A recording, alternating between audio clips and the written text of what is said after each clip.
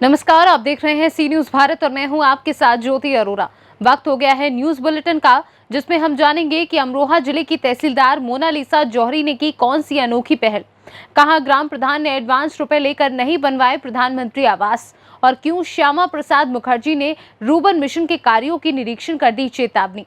इन सभी खबरों को जानेंगे विस्तार से, तो आइए नजर डालते हैं इस वक्त की बड़ी खबरों पे। अमरोहा जिले की तहसीलदार नौगांव सादात मोनालिसा जोहरी ने आज ज्येष्ठ अमावस्या पर पूजा के लिए टहनी तुड़वाकर पूजा करने के बजाय अपनी तैनाती तहसील नौगांव सादात अमरोहा में महिलाओं को प्रेरित कर गायत्री मंदिर ग्राम बादशाहपुर में स्वयं 21 बरगद के पौधे रोपण किए और नई पहल की है। अमरोहा से सी न्यूज संवाददाता गौरव श्रीमाली की रिपोर्ट। बिहार जिले में मुस्लिम और महादलित समुदाय में वैक्सीनेशन को लेकर जो भ्रांतियां थी, उसे लेकर जिला और पदाधिकारी की अध्यक्षता में धर्मगुरुओं की बैठक हुई, जिसमें जिला पदाधिकारी ने इन अफवाहों से दूर हटकर मुस्लिम और दलित समुदाय में इसको लेकर जागरूकता फैलाई गई कि कोरोना का टीका लेने से किसी भी प्रकार के साइड इफेक्ट नहीं है।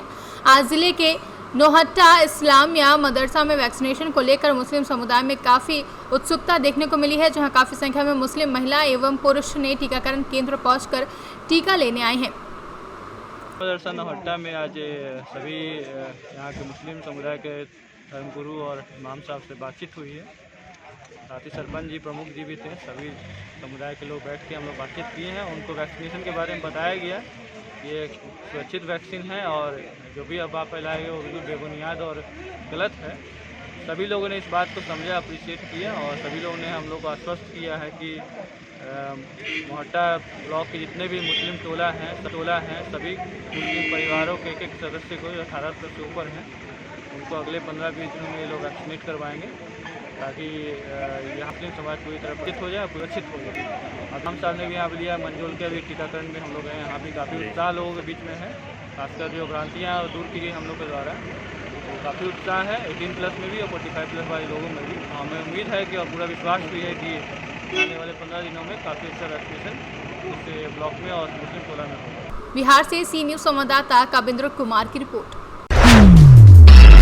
बिहार जिले के अलग अलग हिस्सों में महिलाओं ने आज अमावस्या के दिन सौभाग्य, आरोग्य एवं पति की दीर्घायु होने की कामना को लेकर वट वृक्ष की पूजा अर्चना कर सावित्री पूजा का महापर्व मनाया, जहां इस अवसर पर महिलाओं ने वट वृक्ष की पूजा अर्चना की एवं वट वृक्ष के चारों तरफ कच्चे सूते से परिक्रमा कर पति की लंबी उम्र के लिए वरदान भी मांगा।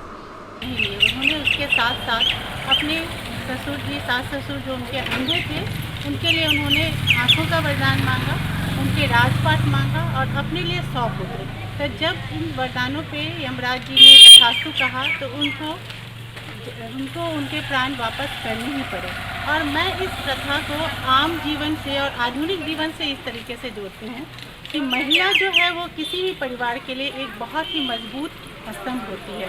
यदि वह चाहे तो अपने परिवार को हर मुसीबत से बचा सकती है, और इसका सावित्री और सत्यवान की कथा से और कोई अच्छा उदाहरण नहीं हो सकता है। इसलिए मैं ये चाहती हूँ। और दूसरी बात ये मैं बताना चाहूँगी कि वट वृक्ष के नीचे क्यों पूजा की जाती है, तो ये सत्यवान को मतलब वट वृक्ष के नीचे उनका प्राण चला गया था। तो जब यमराज लेने आए थे प्राण, तो सावित्री जी जो है तो यमराज को बोली कि मैं अपने पति को नहीं जाने दूंगी आपके साथ। तो यमराज ने कहा कि जो इसका टाइम हो गया है, अब तो हम ले जाएंगे। तो उसने कहा कि नहीं, मैं अपने व्रत के धर्म से मैं अपने पति को यहीं रहने दूंगी, नहीं जाऊंगी। तो बहुत क्वेश्चन आंसर हुए उन दोनों के बीच में। तो यमराज ने कहा कि मैं तुम्हारी पतिव्रता व्रत के पालन से बहुत खुश हूँ और तुम्हें वरदान देता हूँ कि तुम्हारे पति चिरंजीवी रहेंगे और तुम अखंड सौभाग्यवती पुत्रवती रहोगी। क्योंकि वट वृक्ष के नीचे ही सावित्री को ये वरदान मिला था, तो उसी दिन से हमारे भारत देश में वट सावित्री का त्यौहार बहुत धूमधाम से मनाया जाता है। और हम लोग हर सुहागिन औरत अपने सुहाग की रक्षा के लिए ये वट पेड़ के नीचे अपने पति की दीर्घायु के लिए पूजा अर्चना करती है। और माना जाता है कि इस यही वट वृक्ष के नीचे सावित्री अपने पति की प्राण वापसी के लिए यमराज से लड़कर पूजा अर्चना की थी। उसी दिन से यही वट वृक्ष के नीचे पूजा अर्चना की जाती है। और आज सभी सुहागिन महिलाएं अपना सोलह श्रृंगार में आकर इस वृक्ष के नीचे पूजा अर्चना करती है और अपने पति के दीर्घायु के लिए मतलब ईश्वर से कामना करती है। आज जो है महिलाएं उपासना भी करती है और क्या कैसे कैसे पूजा करती हैं आज? सबसे पहले सूर्योदय से पहले उठकर स्नान करके पूजा की। बिहार से सी न्यूज संवाददाता कविंद्र कुमार की रिपोर्ट। बुलंदशहर में शहीद आशुतोष शर्मा के परिवार ने घर की दीवारों पर यह मकान बिकाऊ है लिख दिया है, जहां मकान बिकाऊ स्लोगन वाला फोटो सोशल मीडिया पर जमकर वायरल हो रहा है। गांव में शहीद के परिवारों और कुछ गांव वालों के बीच नालियों और सड़क निर्माण को लेकर विवाद चल रहा था। फिलहाल सड़क का निर्माण रुका हुआ है, जहां पुलिस प्रशासन के अधिकारी शहीद के परिवार को समझाने में जुटे हुए हैं। वहीं आज सड़क निर्माण के लिए गिट्टी से भरा ट्रक भी लौटा दिया गया है। गाँव में भारी पुलिस बल तैनात है, जहाँ बुलंदशहर के गाँव परवाना में रहते हैं शहीद कर्नल आशुतोष शर्मा का परिवार, वहीं जहां का ये पूरा मामला बताया जा रहा है। बुलंदशहर से सी न्यूज संवाददाता मनोज कुमार लोधी की रिपोर्ट। कोरोना की दूसरी लहर में जिस प्रकार से ऑक्सीजन की कमी के कारण पीड़ित परिवार ऑक्सीजन के लिए बिखरते नजर आए, ऐसे में बुंदेलखंड के झांसी महानगर में परमार्थ समाज सेवा संस्थाएं और स्किल्ड इंडिया सोसाइटी एवं बी कैपिटल के संयुक्त प्रयास से आज से ऑक्सीजन बैंक का शुभारंभ हुआ है। के दौरान जो हमने अलग अलग तरह के हस्तक्षेप किए, उन एक हस्तक्षेपों में एक प्रमुख हस्तक्षेप है कि हमने बुंदेलखंड के उरई, झांसी, ललितपुर और छतरपुर इन 4 जिलों में हमने 28 ऑक्सीजन कंसंट्रेटर सरकार को उपलब्ध कराए। और ये ऑक्सीजन कंसंट्रेटर ऐसे हैं कि जो सरकार को दिए गए हैं उनके पीएचसी और सीएचसी के लिए जो उपयोग हों। और आज हमने झांसी में परमार्थ संस्था के सहयोग से स्किल इंडिया के परिसर में एक ऑक्सीजन बैंक का शुरुआत किया गया। ये ऑक्सीजन बैंक में ये ऑक्सीजन कंसंट्रेटर हैं, जिनको घर पे ऑक्सीजन की ज़रूरत है वो फ़ोन करेंगे और उनको निःशुल्क रूप से ये उपलब्ध कराए जाएंगे। ये ऑक्सीजन कंसंट्रेटर बैंक का आज यहाँ पर शुभारंभ हुआ है। एक हस्तक्षेप हमारा ये है। दूसरा, एक बड़े पैमाने पे हम लोग कर रहे हैं कि जो लोग भी अभावग्रस्त, संकटग्रस्त लोग हैं, ऐसे लोगों को राशन किट उपलब्ध करा रहे हैं। और तीसरा जो हम काम कर रहे हैं वो खासतौर से लोगों को corona The Parmaarth Group in the Skill India Society for creating such a historic moment. Jhansi हमारे शहर में ये पहला, जैसा उन्होंने बताया कि ये पहला ऑक्सीजन कॉन्सेंट्रेटर बैंक है, उसके लिए मैं उनको ढेरों शुभकामनाएं देती हूँ। इसके साथ साथ मैं जन सामान्य को टीकाकरण हेतु प्रेरित भी करती हूँ कि आप आगे आएँ, टीका लगवाएं। और इसी के साथ मैं कहूँगी कि हर कोई अपने आप जिम्मेदारी समझे। जब तक संक्रमण का खतरा बना हुआ है, आप अपनी जिम्मेदारी समझे, मास्क लगाएं, 2 गज की दूरी रखें और टीके को प्लीज़ टीका लगवाएं। मैडम, आपके मन में कैसे आया जो डोनेट किया आपने?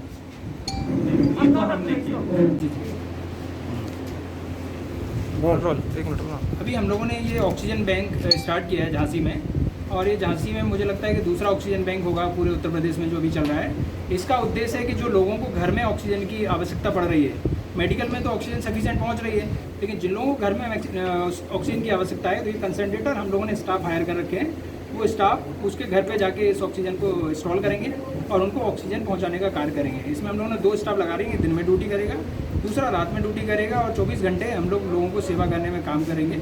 अभी हम लोगों ने 5 ऑक्सीजन कंसंट्रेटर से चालू किया है। कुछ समय बाद जब ज़रूरत पड़ेगी तो परमार्थ ने हम लोगों ने मिलकर डिस्कस किया कि जितनी भी रिक्वायरमेंट होगी हम लोग पूरी करेंगे, और झांसी में कहीं भी ऑक्सीजन की कमी नहीं होने देंगे।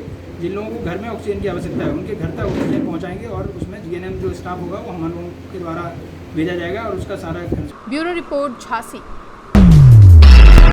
बंगरा ब्लॉक के ग्राम मगरवारा से बड़ी खबर सामने आ रही है, जहां पर तत्कालीन प्रधान भगीरथ कुशवाहा ने गरीब मजदूरों से आवास के नाम पर एडवांस में रुपए ले लिए। रुपए लेकर प्रधान ने 5 साल तक गरीब मजदूरों के आवास नहीं बनवाए और भी कई योजनाओं से वंचित रखा गया, जिसके चलते आज ग्राम वासियों ने मुख्यमंत्री योगी आदित्यनाथ से न्याय की गुहार लगाई है। क्या नाम है आपका? उमा देवी। कहाँ की रहने वाली हो आप? मंगलवारा के। ये प्रार्थना पत्र लिए क्यों खड़ी हूँ आप?